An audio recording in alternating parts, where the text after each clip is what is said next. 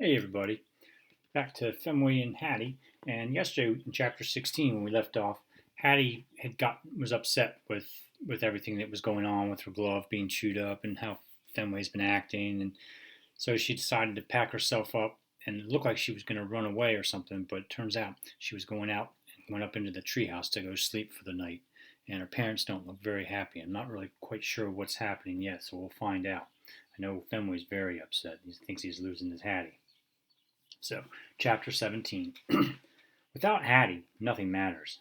Nothing will ever matter again. I slink down, gazing helplessly out the door. When Food Lady and Fetch Man come back inside, they practically trip over my lifeless body.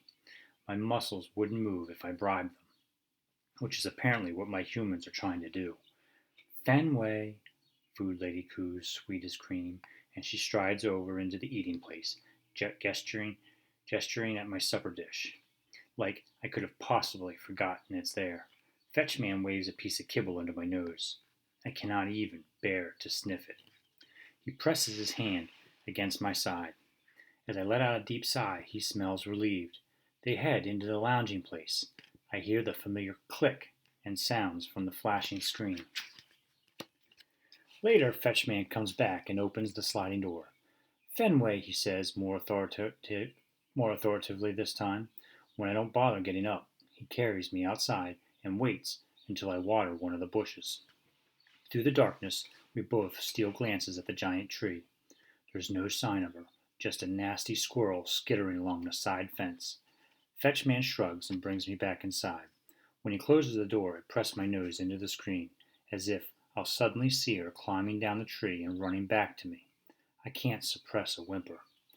Fenway, Fetchman says with a sigh, and he pulls me away from the door and deposits me in the hallway. Out comes the gate. The lights go dark, and I am alone. I'm lying in the hallway for a very long time. Eventually, my eyelids get heavy.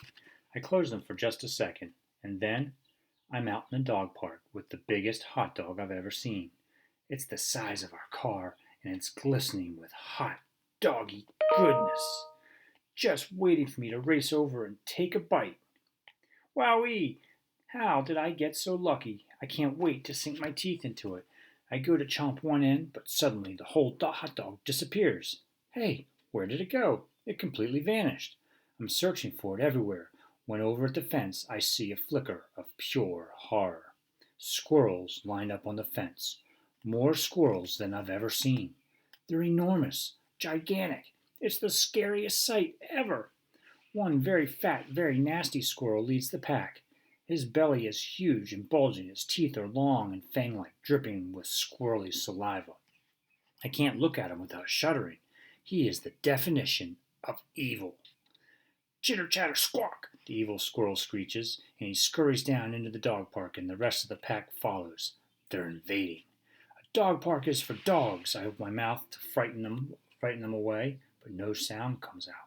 What happened to my bark? I'm speechless. Pretty soon the dog park is completely packed with gigantic squirrels, but they're not teasing or taunting or daring me to chase them. They don't even notice me. What's up with that? Clearly they have a plan. The evil squirrel scampers over to the giant tree. The others race after him. They shoot up the trunk into the leafy leaves. They're headed for the squirrel house.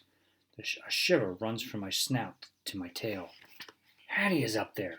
The evil squirrel bares his fangs, and the others raise their claws. They're about to enter the house. Hattie's in danger. A squirrely face pops out a little window, her eyes wide with fear. I know those eyes. It's Hattie. She's turned into a squirrel. I wince in horror, every hair on my coat shuddering with disgust. My sweet, lovely Hattie, my favorite short human of all, has become one of my mortal enemies. I gaze out across the dog park. Hattie's eyes are full of terror. She's trapped. She's afraid. She needs me.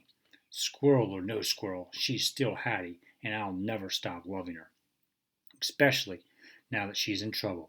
Those gigantic squirrels have her surrounded. There's only one thing to do. I have to save her. There must be a way. If I could only bark, at least I can run. Or can I? My legs won't move. Come on, paws.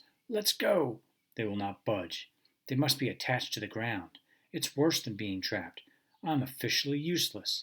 I can't just stand here. Time is running out. The pack of gigantic squirrels is perched on the branch, which is bending and bending and bending. I hear a loud, rushing, whooshing sound, and then crack! Or is it click? Whatever it is, it's followed by a pounding, splattering sound like sheets of rain, and a boom kaboom. I shiver, all so terrifying I can hardly stand to listen. But then I hear different sounds. Tip, tap, tap. My eyes pop open. But suddenly everything is dark. I can't bark, I can't move, and now I can't see.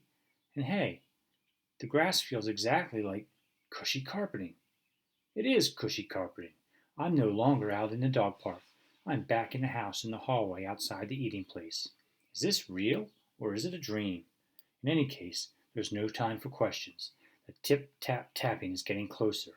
It's inside the sliding door and it's moving into the eating place.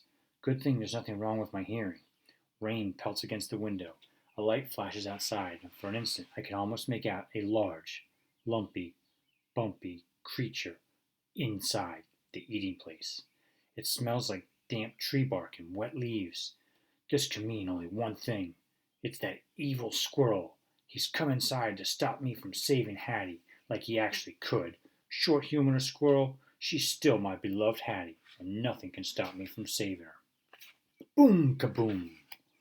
I leap up. Hey, I can move. I'm out of my way, squirrel, I bark. I have a job to do. Hey, I can bark. But the evil squirrel is not intimidated. His shadowy shape keeps slinking through the eating place, determined to stop me. Not if I stop him first. I'll charge right in and show him who's boss. But when my paws cross the threshold, I realize there's another very big problem. What do you think that problem might be? See you guys later.